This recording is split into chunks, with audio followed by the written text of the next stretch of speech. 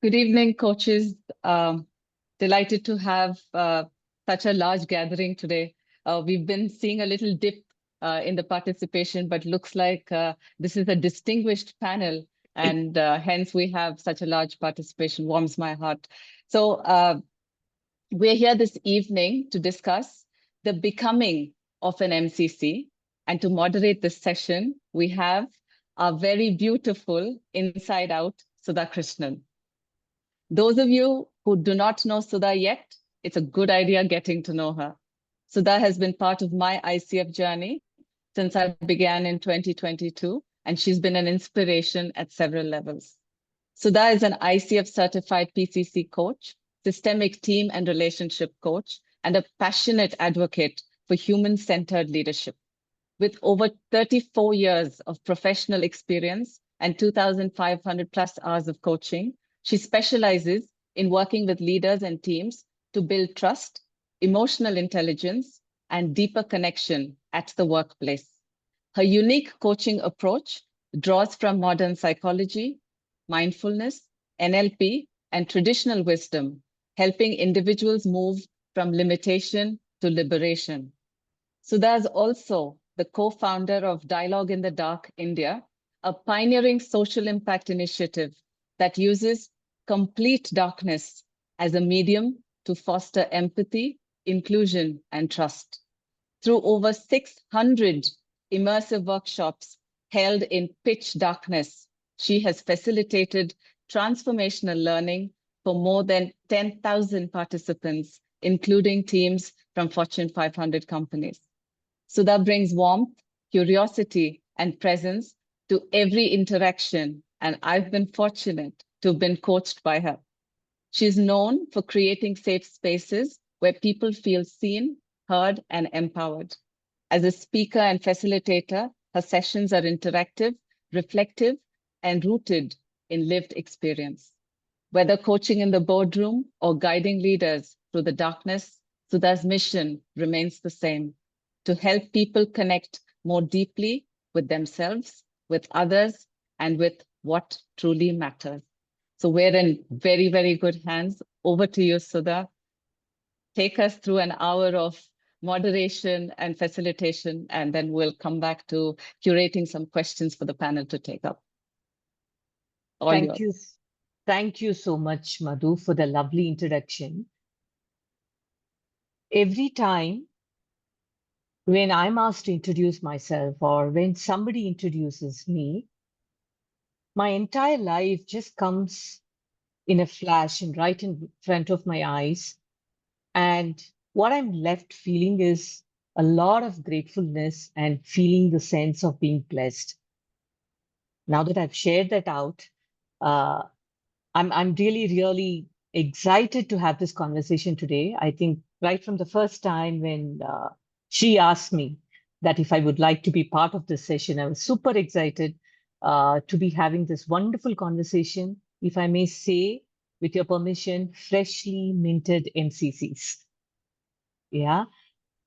I still remember the moment I first started wondering about the MCC credential. It was definitely not about adding another badge. It was a deeper question. It was more like, a curious question for myself as to how would I show up when I reach mastery level? What would be different? What would I start doing differently? How would I impact? I think for many of us, MCC feels like a distant summit, something we aspire to, admire from far, and sometimes even question. Are we ready for it? But today, we are not here just to talk about the credential. We are here to explore the journey, the choices, the challenges, and the transformation that happens along the way. Whether you're a PCC coach wondering what's next, or if you're simply curious about what it takes to get there, I think this conversation is definitely for you. Today, our panelists here, as I said, they are freshly minted MCCs, almost there, some of them. They are here to share with us what it really took, how it changed them, and why MCC. As Shrikant sometime back said, it is just not a credential, it's a calling. So let's dive in, not just into the how, but to the who you become in the process. Before we do that, I just want to invite our panelists here to introduce themselves, probably in about 2 minutes, in a way that they feel how the audience would like to know them about today. Who would like to go first?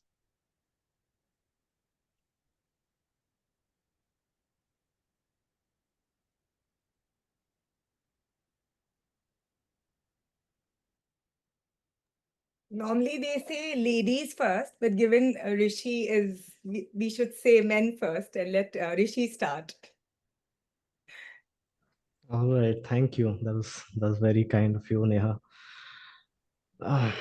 So I'm hoping you already know that I'm a professional coach credentialed to the ICF. So I wanted to share some things that you might not know about the kind of work I do. And this is very relevant to the conversation about being an MCC. Is that I mostly work with leaders who are navigating a lot of complexity. They have a lot on their plate, and they're already very high functioning. And so when they come to me, they usually don't come to me for frameworks and strategies. In fact, the few times that they do, I tell them to use one of the chat GPTs or AI tools because that's far easier to get a framework out of. So when they're in a conversation with me, there's something much rarer that we can get to explore. It's a space where they can see themselves and their world more clearly than they're able to. Because when you see clearly, you have the freedom to be different, and then you can do things differently and create different results. And it matters because at the higher levels of leadership, tiny misalignments come with very huge consequences. I've had the privilege of working with some special forces operatives and athletes, and I've heard a story once where an F1 racing driver, if they hold the steering wheel 5 millimeters to the right than they're used to, that could cause a fatal crash. And so that is the case with all high stakes roles. And so seeing clearly becomes imperative. And therefore, my work mostly revolves around identity and perception, or in more philosophical terms, ontology, epistemology, as much as it is about the more practical stuff like clarity, making high stakes decisions with ease, or managing your teams better, and all of that. And there is this parallel journey that happens. That's what I've seen. And in my free time, I write articles. There's a book that I co-authored called The Rise of Manager as Coach. I dance tango. I write fiction sometimes. I write poetry, and I live in Goa on the western coast of India. And yeah, that's about me. Thank you. Thank you so much, Rishi. Who goes next?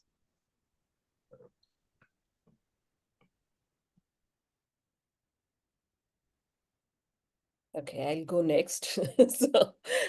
Yeah, so I've been, again, I guess most of you know that I'm an ICF credential coach, but yeah, I've been coaching for about a good 14 years now and running my own independent coaching practice for 11 years. So been on this journey for quite a while. One of the things that before coaching, like most of us, I was in a different space. I used to work in technology, and then coaching found me, and that's what I've been doing. And one thing that when I started my coaching journey, I was very clear that I'm going to create something that I love doing, which for me meant that I spent all my time only coaching. So I took this very, you know, intentional decision of not getting pulled into any other modality like facilitation training, any of that. So pretty much for the past 11 years, I've been only coaching.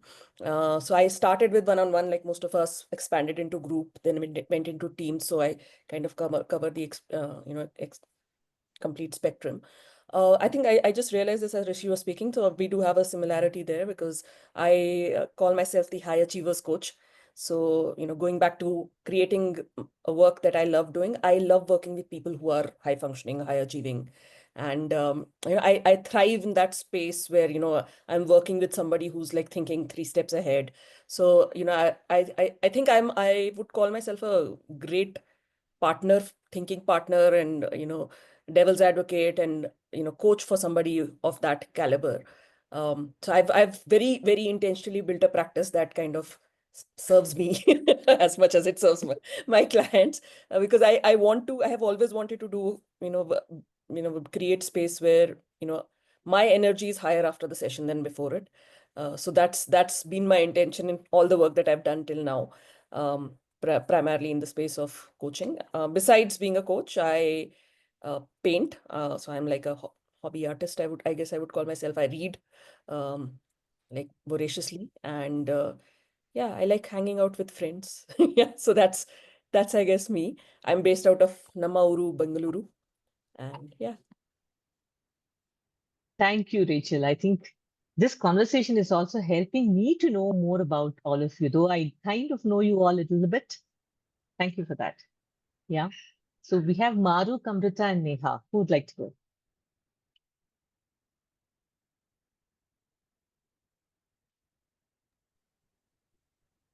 We're demonstrating that we are freshly minted MCC coaches practicing silence. So I'll break that and jump in. My name is Amrita Singh, and I'm based in Mumbai. And I run my own firm called Back to Source Coaching. And that's really what I see myself as, a fellow traveler on the journey back to source. And I see coaching as a beautiful modality that allows for that. All the work that I do is, I think, centered around personal mastery, whether it's in the coach training space where we train people to be ICF certified coaches, or it is in the one-on-one coaching space and leadership coaching, which is where I do bulk of my work, or whether it is in what I call building soulful organizations, which is taking the work out into an organizational context within a team and group setting. That's a little bit about me.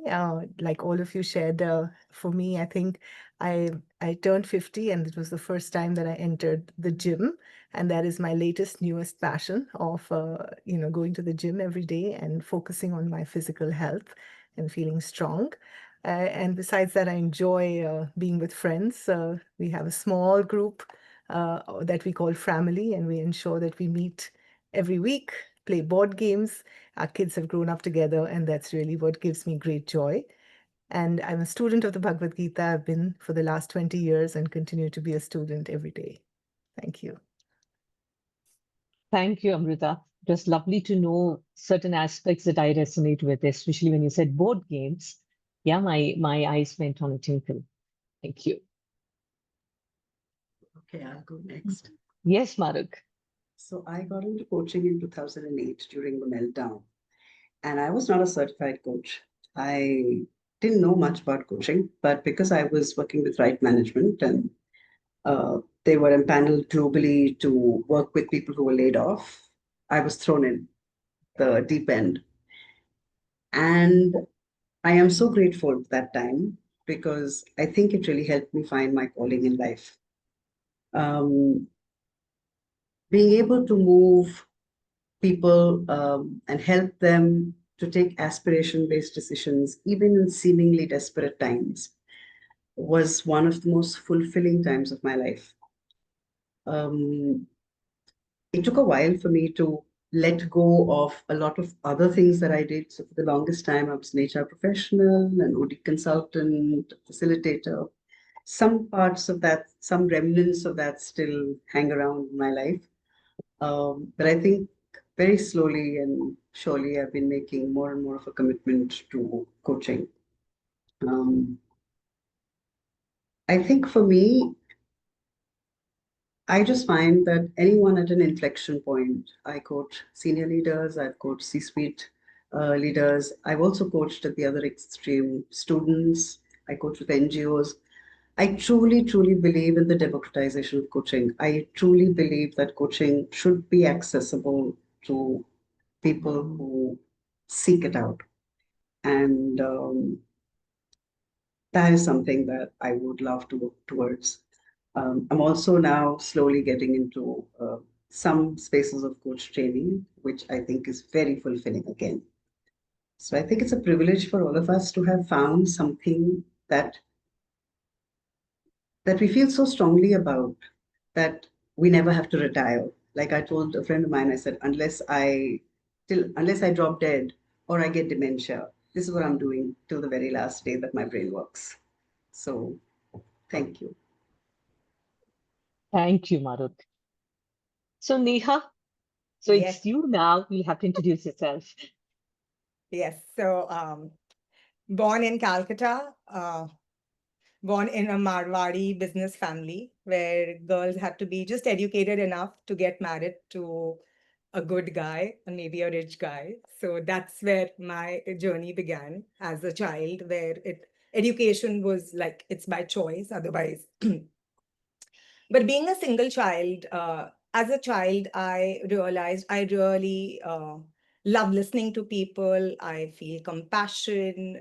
Even I remember at the age of 10, my friends used to come and share their deepest and darkest secret. And little did I know this will actually build on to something. I pursued my psychology in Xavier's, and I remember at the age of 22, I went to the school counselor and I said, I want to also counsel people like the way you do.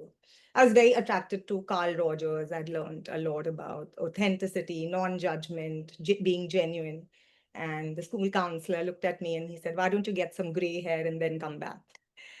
So relentless that I was, I actually went and pursued my master's degree in psychology, came back, joined Times of India group for 2 decades and dabbled with multiple roles. And there came a point in my career where I was like, there's more deeper and meaningful work that I can do. And as Rachel said, I don't know whether I found coaching 7 years back or coaching found me. It just happened. And there was no stopping. I got mentored by one of the world's mentor coaches, Peter Redding. And I started my journey as a weekend coach. I was not really sure whether I should leave a full-time job and, join the coaching bandwagon. But in few months, I realized that coaching was making a deep and meaningful impact to people. And I think in a couple of months, COVID also came along and there was a lot of need for coaching. And that's when I launched my own company called Be Coach. I specialize in leadership coaching. And of course, it's very joyful to wake up to something you feel so passionate about and so purposeful. Thank you. Thank you so much, Neha.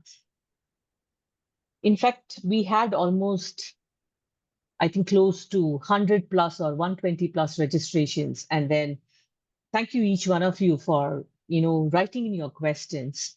It took a while for me actually to, categorize them and then make them into broad 5 segments. I hope I have included all of your questions. Some of it, I took the liberty to reframe it. And for some reason, if you think during the panel discussion, your question has not been asked, we are going to dedicate at least 20 to 25 minutes exclusively for all of you to ask your questions. So feel free to raise it at that time. Yeah. So we will have 5 segments today that we will be walking through this panel discussion. So the first one is the path to MCC, the choices and the clarity. The second one is readiness and commitment.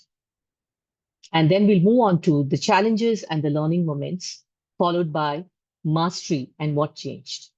And the last, we would end with impact and what lies ahead. So I would now want to ask Mahrukh, invite into the conversation first. Mahrukh, what inspired you to pursue the MCC credential? So I'm not sure I'm the right person to answer this because I'm someone who flows. I don't choose, I flow. And I truly believe that when the student is ready, the teacher appears. Was I looking actively to do my MCC? I really wasn't. It was something I might do at some stage. I was quite content with the work I was doing as PCC. But my Australian coach supervisor, called me one day and said, I'm doing a pilot level 3 program, jump in. And I said, okay, I think the universe thinks I'm ready and I must respect it. And I jumped in. And I think that really was a turning point for me. And I have to also confess that I regretted not jumping in a little earlier.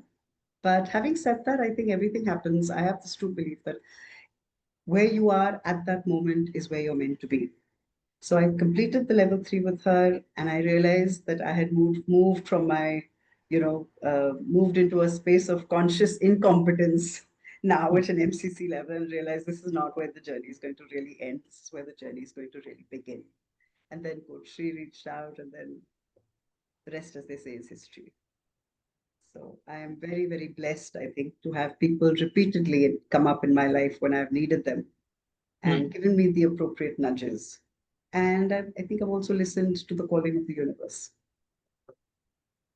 Wonderful. In fact, I remember, Mahrukh, when I started my ACC journey, I still remember you were already coaching, and I used to, look up to you in some of the coaches group that you were part of. I still remember that. Thank you. Yeah. The first time I heard the term portfolio path, that was when I was probably doing a peer coaching session during my ACC journey. Though I came to know, I never explored it any further, or I didn't even think about it later until I actually met Sri. So this question I actually wanted to ask Rishi. Rishi, what helped you to decide which path to take, portfolio versus an MCC accredited training program? Thanks, Shudha. So my coach training journey is mostly not related to the ICF. Although I've done ICF accredited programs earlier for level 1 and level 2, that was a minority of the amount of coach training I've done. And because of that, I was finding it difficult to find programs at the level 3 which aligned with what I already understood. And also level 3 is a relatively new phenomenon in coach training, right? So add to that feeling of, hey, this is not fitting into my existing model, is the lack of respect and credibility most of the level 3 training providers had in my mind, where I started questioning that I don't think these people themselves know what they're talking about when they talk about mastery. So without the portfolio path, I probably wouldn't have bothered about the MCC credential. Thank you. Thank you for such a candid reply here, Rishi.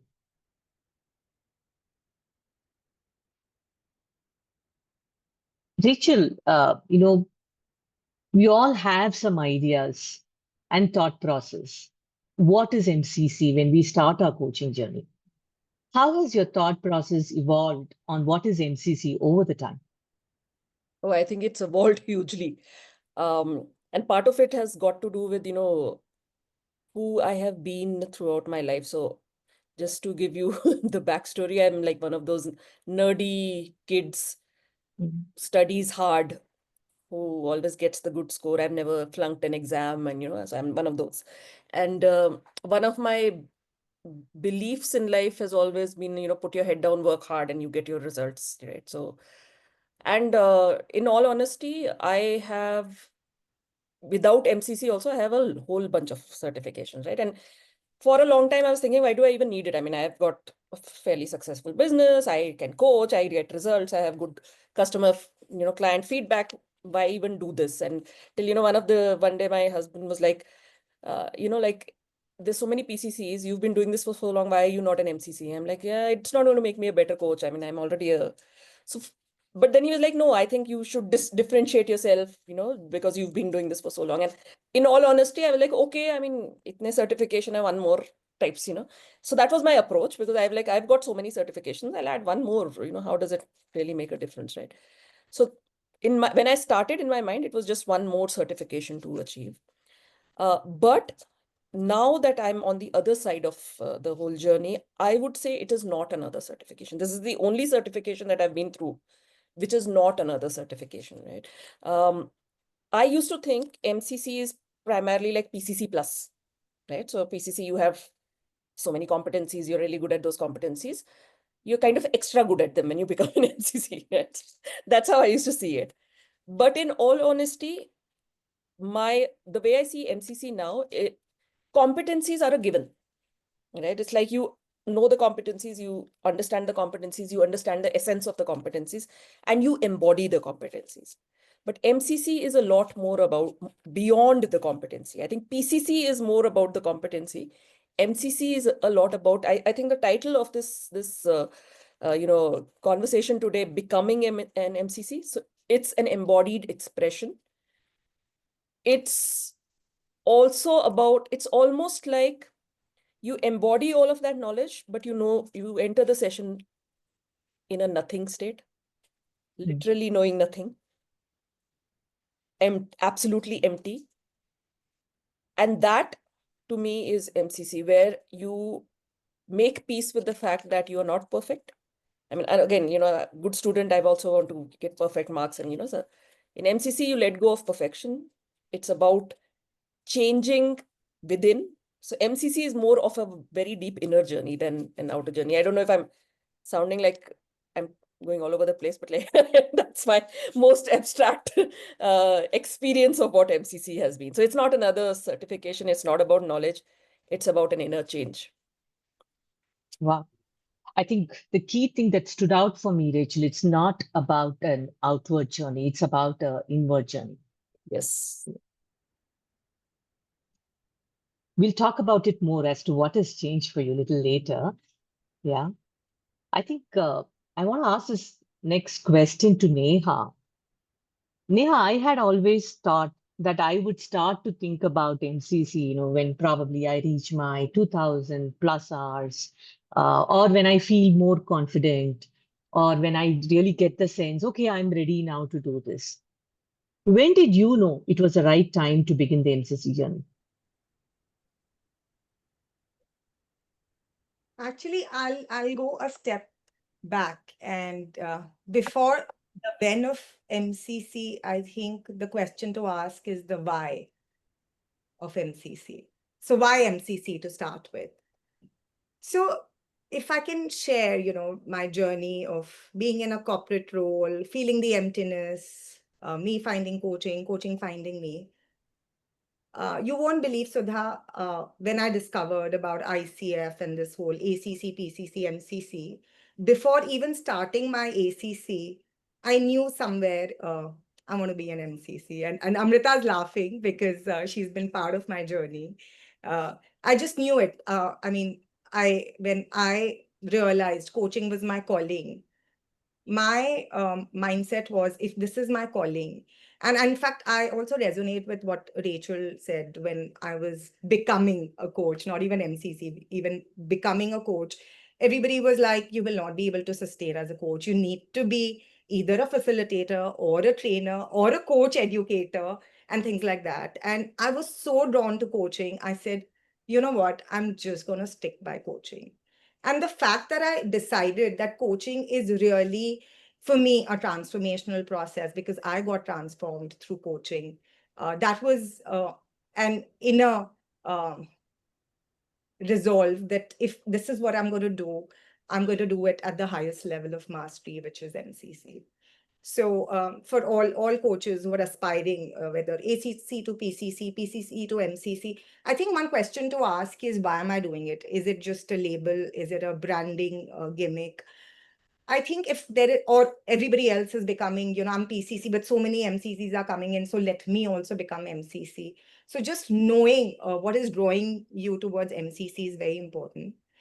And then, of course, ICF lays down enough things like 2,500 hours and, certain CCUs I've forgotten already.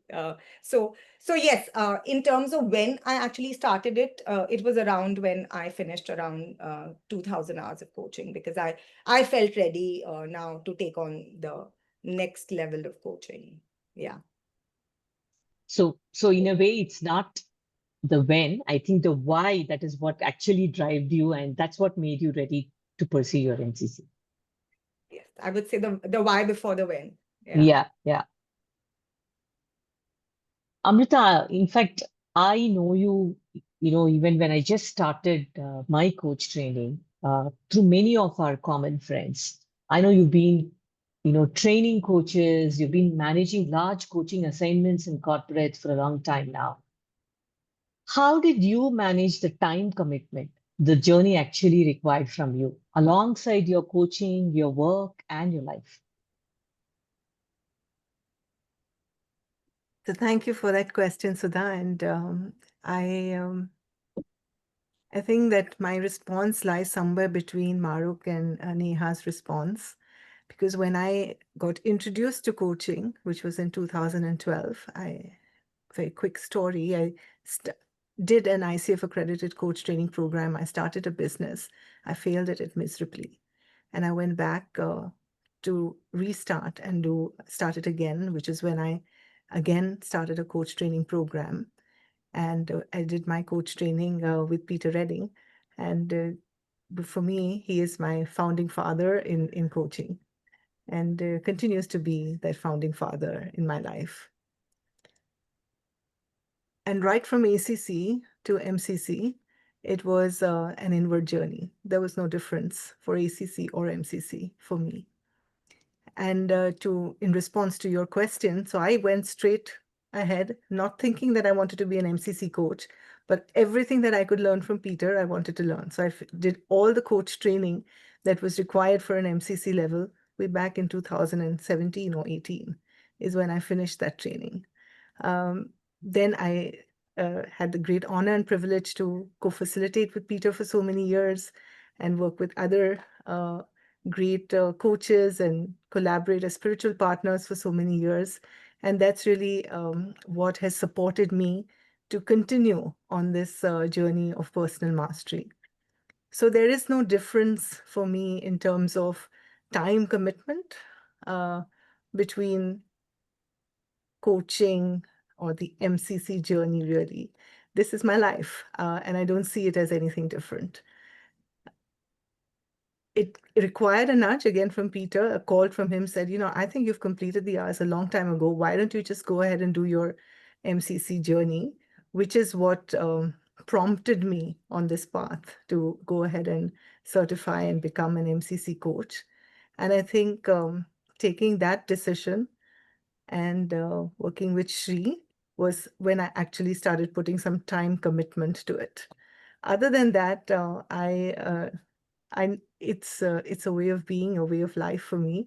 So I don't see a differentiation between any of that. Listening to you, Amrita, it kind of feels that this was just a milestone you had to be nudged into by somebody, but this was your way of life, and then you were already into it, and then you just had to take time to get that credential. Absolutely. I couldn't have said it better. Mahrukh, what support systems did you lean into during your MCC journey? Because I remember you saying that, you've been coaching for such a long time, and then did you have to do, use some support systems here? So you figure out by now that I'm a great believer in serendipity, right? So, as Neha had shared in her LinkedIn post, it takes a village. And in my long duration between my PCC and MCC, I'd done a lot of work in terms of I got my master, NLP master practitioner.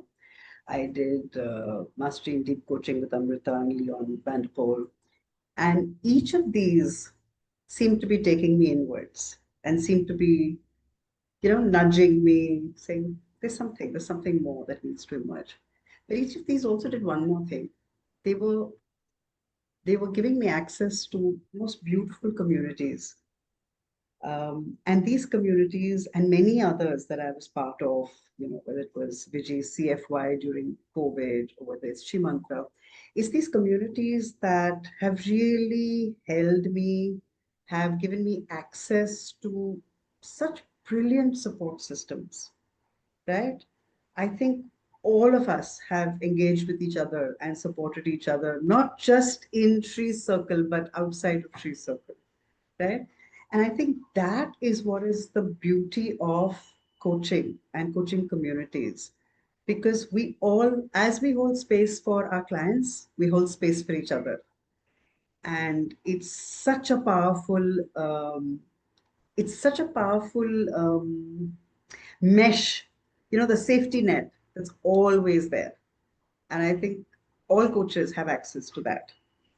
So I think that's one of the most beautiful things about this work that we do.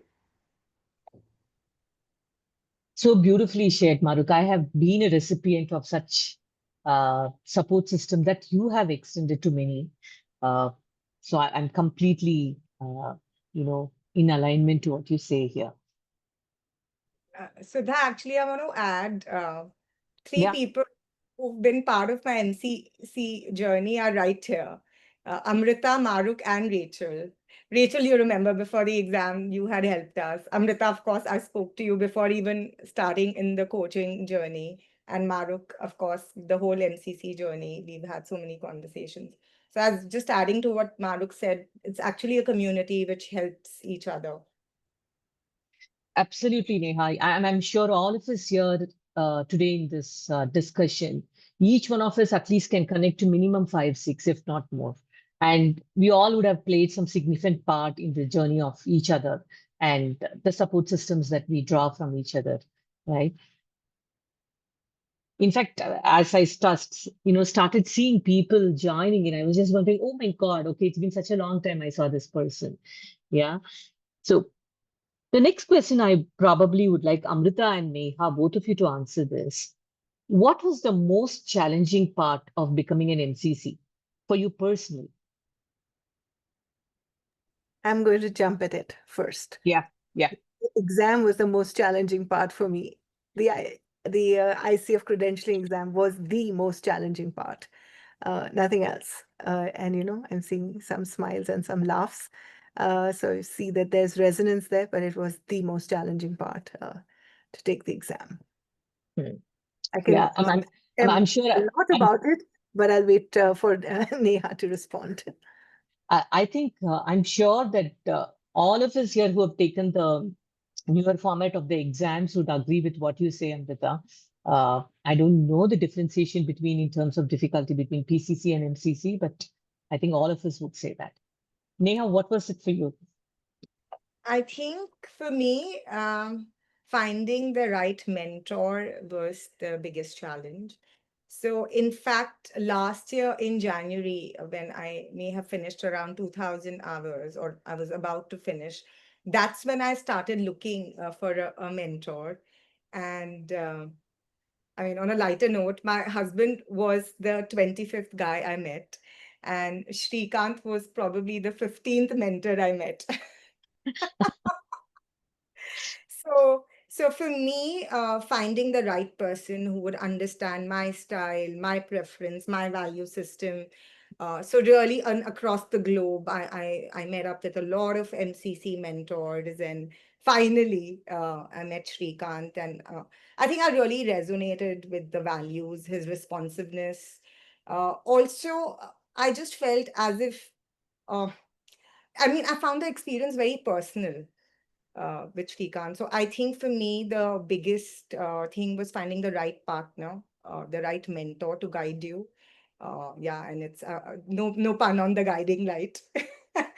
And I think the other part of MCC was also then if you look at the MCC bars, as Rachel said, it's beyond competencies. And if you really go the ICF way, you look at the bars and you're like, oh my God. I think the second most challenging thing was how do I get all of this in my recording? So of course we can talk about that, but I think that was the second overwhelm for me. How do I ensure all of this kind of gets a tick mark by the ICF assessor in the recording? So that was also challenging for me. Yeah. And of course, Amrita, the ICE exam, I actually didn't think I'll pass it. So God's grace, I passed it and I'm here part of this panel.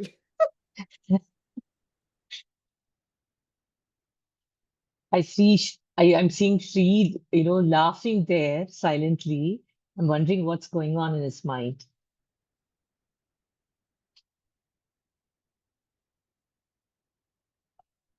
Rishi and Rachel, I'm just curious here to know what was that moment that gave you the breakthrough you needed to coach at an MCC level?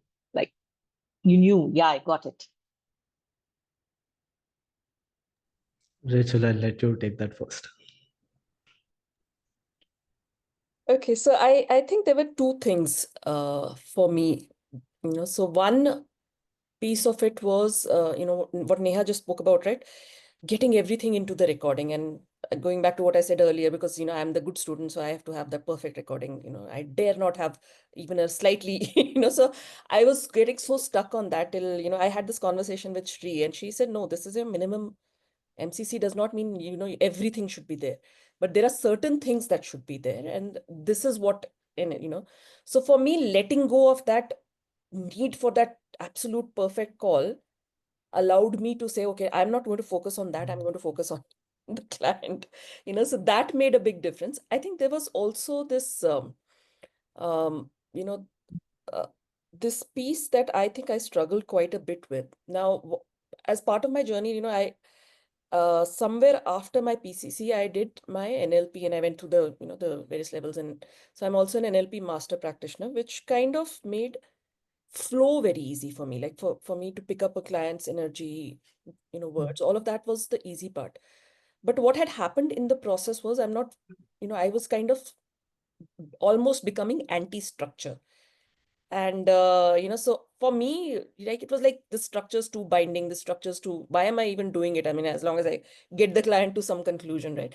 So I think for me, the moment I stopped fighting structure and realizing that the structure is the way to the flow and structure serves the flow, I think that was a big changing moment for the way I was coaching, right? Because the moment I stopped fighting it, it became part of my flow. And I think that's where a big shift happened for me. Yeah, those two.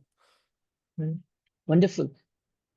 Letting go, stopping to fight, and reframing this entire structure part. Structure serves the flow. Wow. Rishi, would you like to share? What was that moment for you? See, I want to start off by saying we tend to conflict single moments with entire outcomes, which is not entirely true in my experience.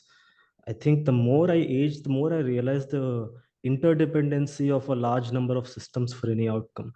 You know, for me, it was over a decade of seeking some kind of meaning and purpose in my life, which led to a moment of insight into a psycho-spiritual reality, which then set me off on a 5-year path of integration and coming back. And so what is that moment that gave me the breakthrough was probably that first insight into the spiritual nature of reality. And for people who don't like that word, you can call it the psychological nature of reality if you want, right? So that first insight definitely gave me a breakthrough in the sense that I understood what it means to be a human for the first time, because this is a profession which deals with being humans. I think that served my journey towards MCC more than any specific skill I learned to manipulate what they are going to do in their life. Yeah, I see C.V. Ramana saying we're all spiritual beings. Yeah, this is you know, I think this is a very popular statement that we all keep wondering what it is. And there are times we experience it, there are times we wonder what it is. Yeah. So being human, I think that's what shifted for you, Rishi. Rachel, you kind of answered this earlier, but I still want to ask you and probably Mahrukh as well. What did you have to, you know, let go from your, you know, PCC to MCC? Rachel, you want to go first, or shall I? Mahrukh, you can, because Rachel kind of answered it Okay. in a way, and Okay. probably she can add. So I love Lisa DeHart's book and what she says in it, where she says, you know, the ACC coach has both hands on the wheel. The PCC coach has one hand on the wheel. And the MCC coach has no hands on the wheel because he or she realizes that she was never in the driving seat at all, ever. It is the client, right? So you don't need to have your hand on the wheel at all. And you have to trust that you're still the autopilot. You're still the safety net. And letting go of that need to perform, that need to deliver an outcome, and just truly implicitly believing that the client is resourceful and we're there. Right? That I think was the biggest change. Just like I think somebody said, when you enter the session empty, truly, truly empty, is when that magic happens. And I want to just share a little story. When I was still on the MCC journey, I wasn't an MCC yet, a very senior coach, in fact, a teacher of mine said, will you coach me? And I was like, seriously? Okay, why not? Let me give this a shot. So, and the entire session was in metaphors. I have no idea what the context of that issue was. And I truly, in that moment, said, okay, I'm going to follow the process, like Shri always says. I'm going to trust the process, and I'm going to trust my presence. I'm going to trust that my being is enough. And I can tell you that was probably one of the most powerful sessions I've had the privilege of being part of. And that's when I realized, okay, this is what it means to really be an MCC, to just let it all go, completely trust, tune in, and stay present. That's it. That's it. Wow. Wow. What did you learn about yourself in that moment, Mahrukh? One, that I could do it, but more than that, that it didn't feel like a burden, that it didn't feel like a struggle. You just could literally shed everything and just be there. And that was possible. Wow. Rachel, would you want to add to what you earlier said? So Sudha, because you asked the context, like what changed from ACC to PCC to MCC. So Yeah. What I would say is, from my ACC to PCC journey, one of the things that I shared was tools. I rarely ever use tools in my sessions, right? So I would say 9 out of 10 times my sessions are purely conversational and mostly silence, right? I think I spoke about what, the couple of things like need for perfection, embracing, not fighting structure. I did that. That was my journey to MCC. I think I'm going to second what Mahrukh said. I think at MCC, for me, the big change was I actually literally hand over the steering wheel to the client, and I'm okay doing that. I don't feel the need to control, and I trust that what has to emerge will emerge. Even things like, sometimes, I would hear the client say something and I'm like, okay, there's something there, but then the conversation goes somewhere else and I never touch that. And I'm okay with that also. Earlier, I would keep thinking, oh, I should have, caught that word. I should have. So I think I'm also okay with letting myself, and I trust that if it's important, I will catch it. And maybe there are important things I miss, and that's okay too. Maybe that's not what needed to emerge today. So, yeah. Yeah. In what both of you share, couple of things that stood out for me, right? You both used the word trusting the process. And the other thing you said, trusting the client, like whatever needs to happen today will happen. To me, it felt, especially Mahrukh, when you talked about the coaching session, which was full of metaphors, more than presence, the sense I was picking up, it's like, it's a deep attunement. It's not even about being present, even that feels like doing for me. It's like just in attunement. That's the thing I actually picked up. In fact, that's my favorite word to use for MCC coaching. I think that I have to thank Amrita and Leon Vanderpool for, because I think that's where I really learned or got a sense of you. I don't know if you think you'll ever learn it, but I got a sense of what this magical thing could be.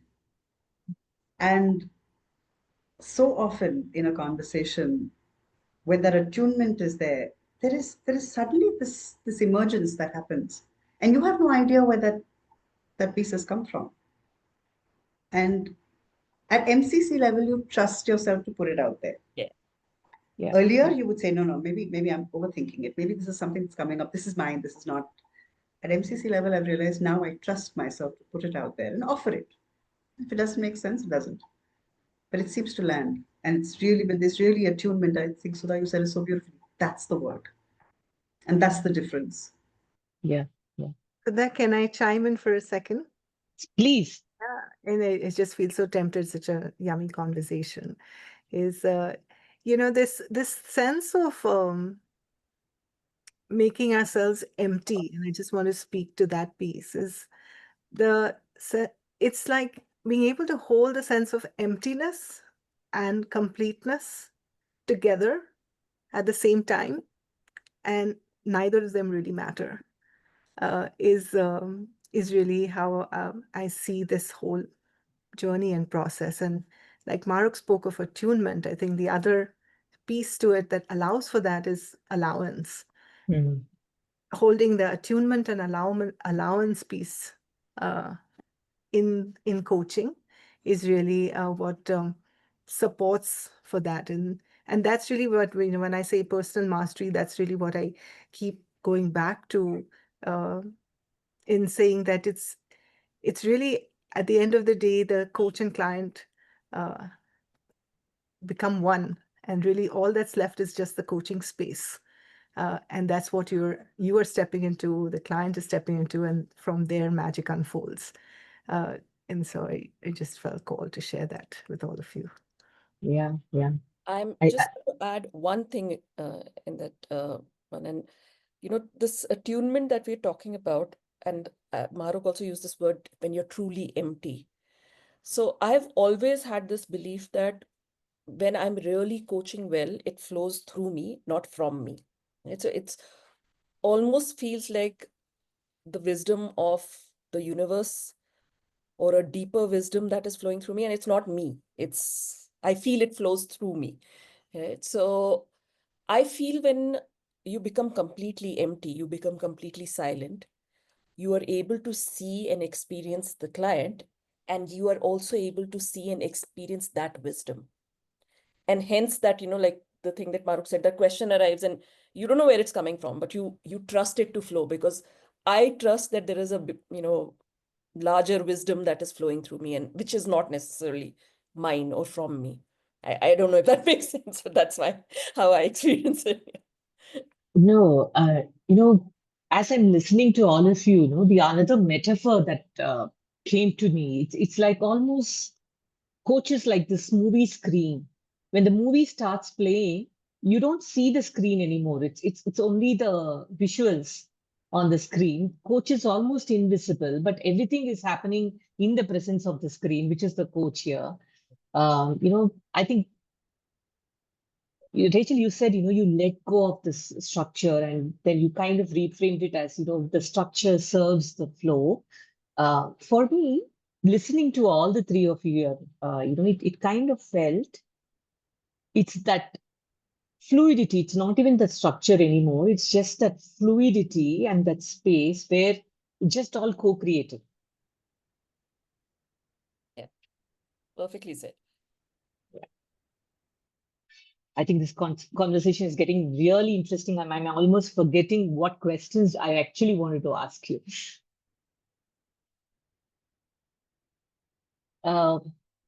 What practices actually helped you to sustain your growth as you move towards your mastery? I would probably ask anybody to share, and I would love to hear for all of you to share something here.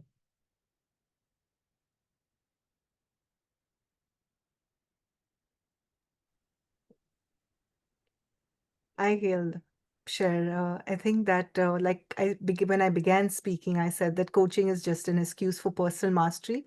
I think that's the practice that continues to sustain me, to recognize that, and I say it in a coaching context, is every client that comes to me is really a reflection of something that I need to look at within my own self.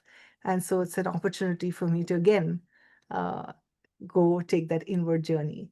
And that's really been my practice it doesn't matter what level of coaching that you're in, but to keep a coaching practice, an active coaching practice, irrespective of everything else that you're doing, that I'm doing. I keep a very active coaching practice. I make the time for myself through my own journaling and meditation, regular practice. I pray every day, and I look at it as an opportunity to continue to be committed to my own journey of personal mastery.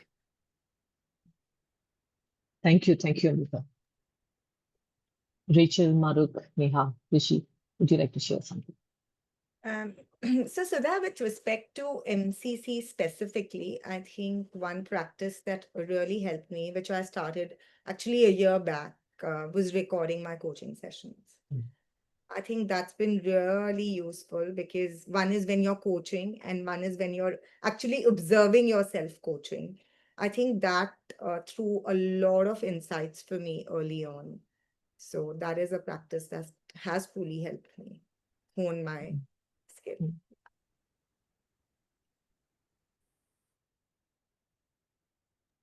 I'm mindful of the time. I kind of promised I'll give at least 20 to 25 minutes for the audience here to ask questions.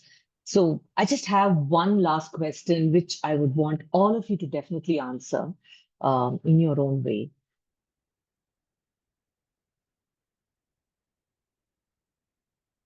What does mastery mean to you now? And if I'm allowed, Shri here, I know you'll pick me, but I'm going to ask one more question. How are you continuing to grow into it? It's a true question. What does mastery mean to you, and how are you continuing to grow into it? I'll go with what it's, so mastery for me is an unending journey. So MCC to me is just one stop in the journey, but mastery is a never-ending journey. You never arrive, right? So it's not a destination. So for me, mastery means constantly working on yourself. It is also, very much to what Amrita said, it's a journey of personal growth. And in all honesty, I think what the MCC journey has taught me is that you coach from who you are. So as silent you are inside, that much silence you'll take into the session. As present you are for yourself, so self-care, all of those things matter a lot. So I think mastery is where you move from skill to embodiment of the craft, and it is a craft and it is a practice. And one thing that I truly believe is you're only as good as your last session. So, you are always work in progress. So the moment you start thinking, oh, I've arrived, I've got it all, that's where it goes downhill, right? So we'll never arrive. So you have to be ready for the long haul. You have to be ready for staying with it, and you have to enjoy the journey. Yeah, Mahrukh. So every time I'm asked this question, I get this image in my mind of a ladder going up to the clouds. And I'm on the first or the second rung of the ladder. And this image is always coming up for me. And the lines that come up for me are one of the poems that we all learned in school, the Robert Frost poem. And I think this is so appropriate here because it says the woods are lovely, dark, and deep. And that's what coaching is, right? Each time we're stepping into the unknown. It's completely dark. We have no idea. And we have no need to know.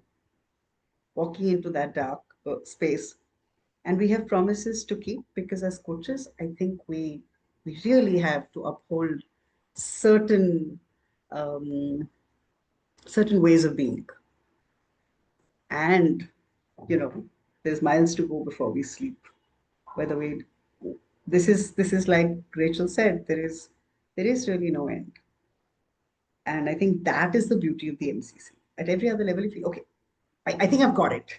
Here you realize, okay, I haven't got it and I'm not getting it. And that's okay. Yeah. Amrita. That's a ditto to everything that Mahrukh and Rachel both shared. And just to add to it in terms of a practical aspect that I feel supports my journey is that I commit to enrolling, paying for, and doing a course every single year to deepen my own learning and my own understanding. And I've been doing that for, I don't know how many years, for the last so many years, and I continue to do that.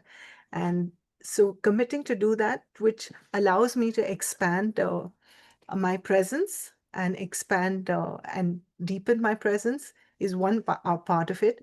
But also I think that with the MCC tag, I think the responsibility of being a coach for me suddenly got heightened from saying that I owe it to the profession to keep it going in some form or the other. So learning from other coaches, learning from aspects that support coaching mastery, business mastery, and personal mastery, all three, is a very active and consideration, and I do that very deliberately every year.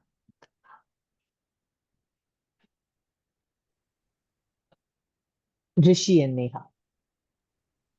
Right. So I'm reminded of a quote. So each religion comes with its spiritual tradition. So if you take Hinduism, for example, there's a dogmatic and ritual element, and there is a philosophical abstract side to it called Vedanta. Right. Similarly, Islam has Sufism. Christianity has there's these three books called the Way of Mastery. And there's a quote from that one of those. It says something like the only difference between the master and the student is that the master has mastered the art of always being a student. I really resonate with that. And to add to that, if that sounds paradoxical, get used to it, because one of the surest ways to tell that you're not on the path of mastery is you'll not encounter paradox. Everything is either black or white, and there's clear duality. Right? So as long as you're on mastery, you're in that fuzzy area where logic fails, language fails, and then we submit to what we usually call intuition or something else to take over and guide us. Beautiful, beautiful. So Neha. I feel MCC is only the beginning. I mean, if you ask me, I feel now I finally started coaching. And one practice again, which I think has really helped me, is every month I have one coaching supervision session, no matter what. Because MCCs made me realize that it's just the beginning. We've just met the minimum standards and the journey has just started. So for me, it's a ritual every month, meeting a coach supervisor, bringing in some challenges, and moving ahead. Yeah. Wonderful. So it's like there's no place to go to, no final destination. It's a path of continuous learning, and you master being a student for all the time. And as Mahrukh said, maybe this picture is going to remain for me as well, always being on the second rung of the ladder, reaching to infinity. And Neha, I liked what you said. Two things. Even earlier, you mentioned that you would always record your sessions and you also go for supervision. Great moments to pause and then see where we are. And as Mahrukh said, just be accepting. It's not going to be perfect all the time, but not aiming for perfection. And then probably just showing up who you can be on that day for your client. So it's time, as I promised, we're going to open up for the audience to ask questions to our MCC coaches here. And Madhu, I request you to let me know if there are any questions already there on the chat already. Yes, Sudha, we have one question from Supriya. Please suggest some good coaching podcasts to follow.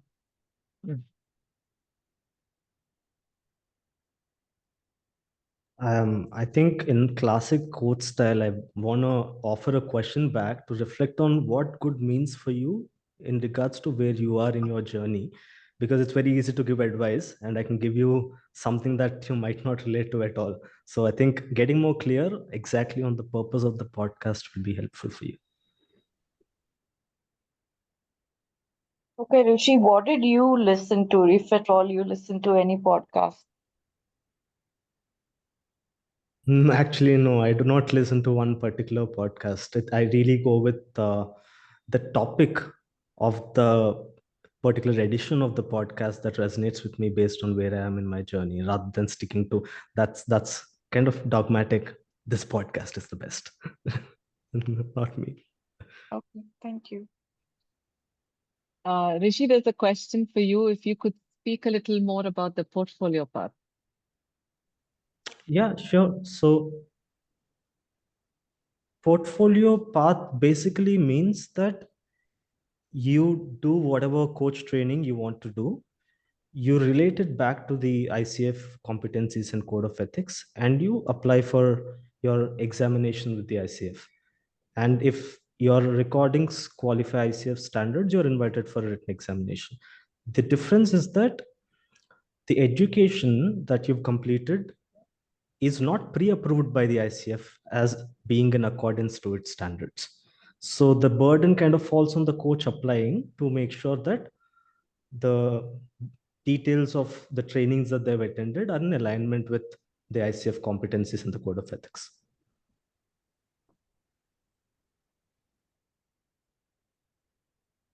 Delinda, does that answer your question, or do you need more detail?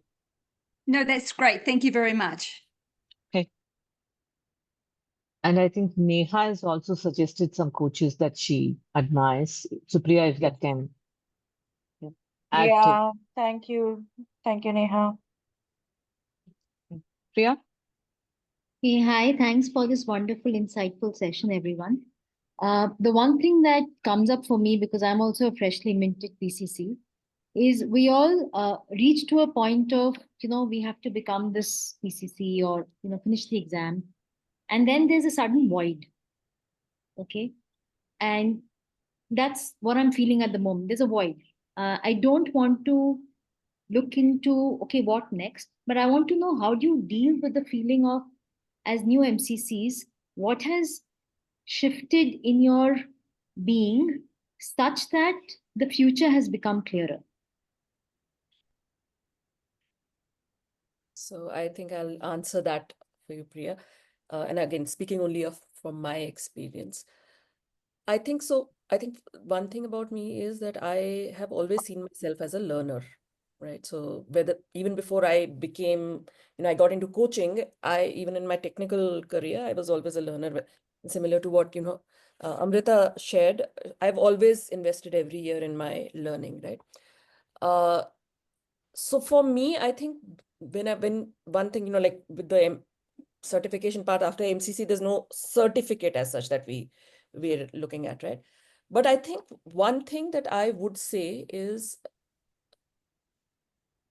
coaching journey or coach development is not necessarily dependent on the certification, right? So like you've just recently finished your PCC, right? So remember that all the certifications that ICF has talk about minimal skills for that level, which means that having a PCC does not mean you've mastered PCC. It means you've got the minimal skills for PCC. Not taking away credit, it is a hard journey. But what I'm also going back to one of the words that Amrita used, that the work we do is a practice, right? Very similar to like doctors, ours is a practice. It's a profession where the more you do, the better you get.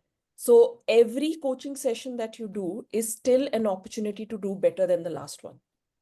And that's exactly the way I see my work now. Yes, MCC milestone is met, yes, but every session that I do is an opportunity to get better.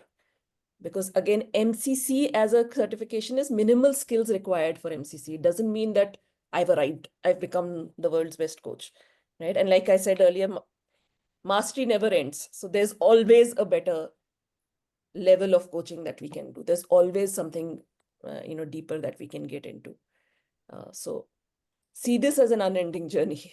So my certifications are just those, I don't know, milestones, but the road is long. Does that answer your question? Yeah, it does. Thanks a ton. Okay. So we have Ajit, do you want to ask the question directly? Yeah, I see you sure. on screen, might as well. Yeah. So let me just read out what I read. First of all, big thanks. It's such a wonderful session and getting to learn so much. Already feeling elevated to hear all the experiences. And I'll keep the question very simple. While being the MCC or changes that happen within myself more awareness, etc. All the good things that I heard. From a business perspective, what changes? Because I already read a day before somewhere on the group ICF Bangalore chapter that there are more MCCs in India in percentage terms. So from a business perspective, what changes have you observed? Is it more money, more opportunities, etc.? Because sometime back I was talking to someone and the person said, I don't want to do MCC because that will reduce my opportunities for coaching as an MCC, because very less people come to MCC for coaching. I don't believe that, but I just wanted if you could throw some light, and I can totally understand if anybody would not want to share anything on that from a business perspective, but would love to get your insights on that. Thank you so much. Can I jump in and share? Please. So I would say that from a business perspective, I think that I've suddenly got a lot busier, and I've got a lot busier for many more speaking engagements, and it has Okay. nothing to do with business per se. I think it's been exactly the same as it was before MCC and after MCC for me. But I think that just in the eyes of people, MCC is like a credential that holds a lot. And if anyone asked me, whatever I say, I would have said as a PCC coach before MCC and after MCC, I'd be saying exactly the same thing. But suddenly in the perception changes. And I think that saying yes to all of those speaking engagements, irrespective of everything that I can do, is a choice that I make, primarily because I feel that that is how I can is my responsibility then as an MCC coach to the profession. So I think that is one big shift that has happened for me. Another piece is there's a particular client that I've been working with for many years. And that organization came back and said, we're really worried now that you're an MCC coach. Will you raise the fee? Now that you become an MCC coach, is the fee going to increase? So I asked them, have your budgets increased? So they said that no, our budgets are the same. So I said, then that's fine. It's an enabling journey, and as you grow, I grow. And that's really my philosophy with the way I look at it. So that's my 2 bits. I hope it helps. Thank you. Anybody else wants to take that question? We have a lot of love coming from the audience, and one question for everybody. I think I should be honest. Yes, you're right, Ajit. I lost out on assignments that went to PCCs after I became an MCC. And the person told me that I can't now, take you on board as and I said, fair. But new doors are opening. And I also see it as a value versus volume game.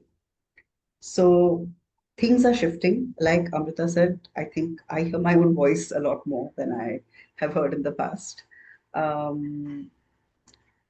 Coach training becomes accessible, which I really enjoy doing. And there's just a sense of, there's a sense of allowing yourself to say yes a lot more, right? And I think that's what's shifted for me. Thank you, Mahrukh. Let me jump in on what Mahrukh shared, because for me, the exact opposite is true. There's a lot of allowing myself to say no of late. And definitely it's a value versus volume game as well. Because it's symbolic. I was talking to one of my friends who is a doctor, he's an MD psychiatrist, and he asked me, what difference did it make? You're an engineer by profession. You still took as long as me to get through your education journey, right? So that sense of, hey, education is complete in a more formal sense of that word, symbolically, that has definitely made an impact for me. Although continuous education is always a thing, but the formal part of it. Thank you. Okay, so we have a question from Rohit. He asks, and this is for all of you, now that you're an MCC, what suggestions would you give to your younger version who's just starting the coaching journey?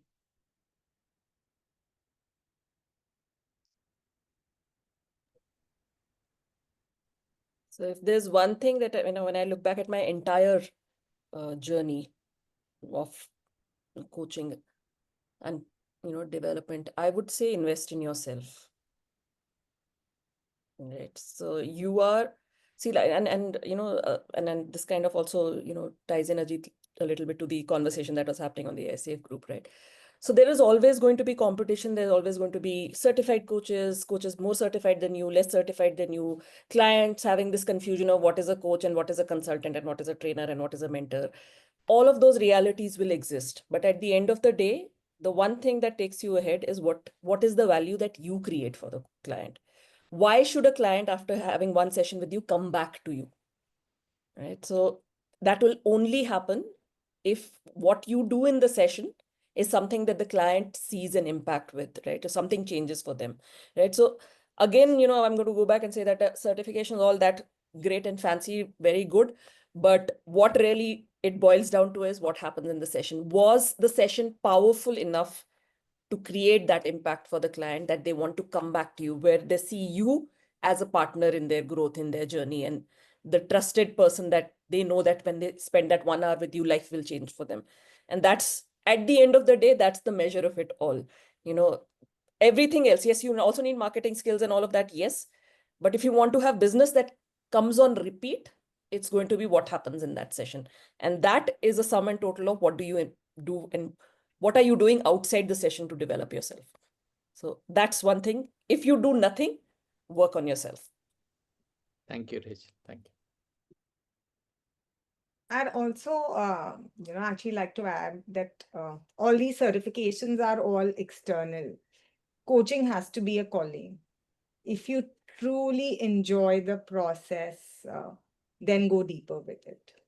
It should give you that intrinsic joy of coaching someone or partnering with someone in the process. Yeah. I would tell my younger self to hire a coach earlier than I did, is what I would tell my younger self. I started, I think, only after I completed my PCC. And a lot of you know, so I shares that because I had, Peter at one end, Leon at the other end, I felt that, I don't need really a coach. I've got these two stalwarts with me and we're spend so much time together that I don't need a coach.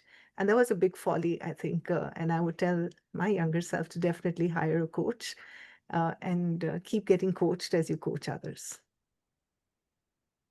Thank you for that sharing, Amrita. So we have a question on, can you throw some light on ontology of coaching? Rishi, probably that's for you because you mentioned it early on. Yeah, so I wouldn't put it so much as ontology of coaching. Ontology is the branch of philosophy that deals with the nature of being. And so you might have heard a lot about, MCC level coaching is coaching around being level. That's not what I'm referring to when I talk about ontology.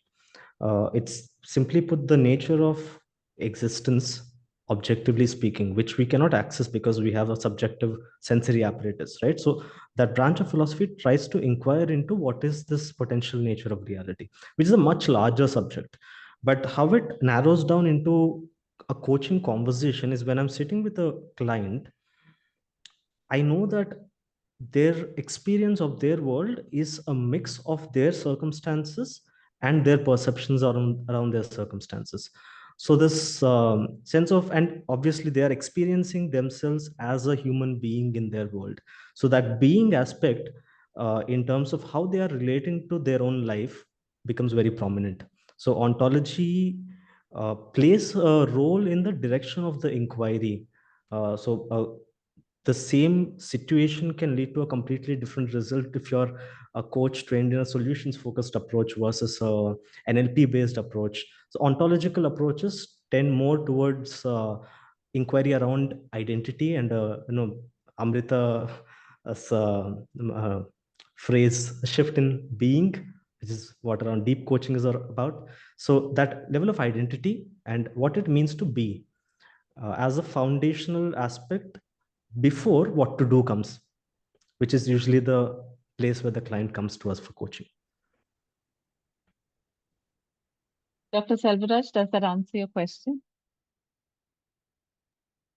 Okay, I'm not sure if he's still on the call. Yeah. Hey, Thank you. Thank you, Rishi. Thank you. Amrita, do you want to add to that? No, I was just saying that I could see he's still on the call. So I was just telling. Okay. Yeah, no more questions here. I don't see any more. But yeah, you guys are getting a lot of love. Ajit says, as a part of a coaching community, if we were to spread more awareness about coaching amongst businesses, individuals, does becoming an MCC give one more leverage in any way as compared to lesser certified coaches? 100% yes, has been my experience. People who didn't want to speak to me earlier, even when I was just willing to just come and share with them, are now suddenly, after seeing a LinkedIn post saying that, hey, will you come and just do a little session here or do a session there? So I think it gives a huge leverage. To that same question, I want to add, I think we mistake the symbol for the actual thing.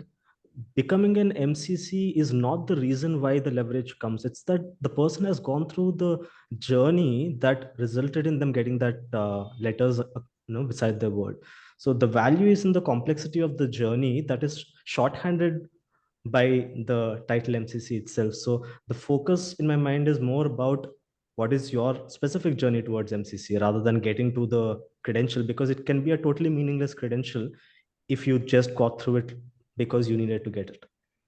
And then you wouldn't have the being necessary to use that leverage.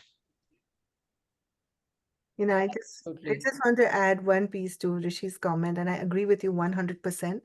But also the reality of it is, at least in the world that I live in, and especially in the corporate context, you're down to a cell in an Excel sheet. And when they sort in that Excel sheet, that MCC, whatever is that shorthand tag, does hold a huge leverage. And it's not from a space of saying that, oh, wow, I'm an MCC, but recognizing that it's an opportunity for us to continue to be who we are and operate from that same space and speak from that same journey. But it's the practical side of things, and it matters. So I'm just going to add one part to this thing about, I would agree that yes, because you're a smaller number when you're an MCC, and there are, associations with what your, competency is on all of that. So it does open up, I feel, at least from my experience, it does open up a lot of doors. It, people see you differently. If there's a comparison between a PCC coach and an MCC coach, and especially it's for a senior leadership, and if they can afford you, they will definitely want you to, coach the senior leader. All of those advantages are there. But I think it also comes with a huge responsibility. Yeah, because when you're walking in and doing that session into that or Zoom room or whatever, when you say you're an MCC, there is also an expectation. There is an expectation of you bringing that being that Rishi was talking about. There is an expectation of you being able to, move the client, create that transformation. So people are willing to pay higher for an MCC because, and you don't get paid for just because you have an MCC, right? Maybe one session, yes. But at the end of that one session, if something hasn't changed, if they haven't really felt the session, then, I don't think anybody want to pay you for a second assignment, right? So it comes with, to Rishi's point, that MCC stands for being able to be an MCC, and that's why you can charge a maybe more premium rate and all of that, but it comes with the responsibility. Listening to you all, the other complete different perspective for me, more personally from my side, is taking a clue from what you spoke on ontology, right? If it is the study of the being that we are talking about, I feel this whole journey of becoming this MCC, it does change the being who we are as a coach. It's not about just we are coaching the being there out there, but I think who the person we are is also completely changed. I think the language, our emotions, our ability to recognize and work with our emotions, or probably, how we use our body or how we recognize another body. I think there's a lot to it, is what I feel. It's beyond just the 3 letters. As Rachel said, it's a huge responsibility, and it's also about who you're becoming in the process. And yeah, Neha, please go ahead. And so that I'd really like to add to that. So one is the being of the MCC, but I also want to say the way I'm being as a coach has changed after MCC. And today I feel I bring in a lot more courage in my coaching sessions, because somewhere I feel if as an MCC, I don't bring in that courage, if I don't call out things, then what is the whole point? So it's actually changed the being of a coach as well for me. Yeah. Yeah. I know we are on top of our time.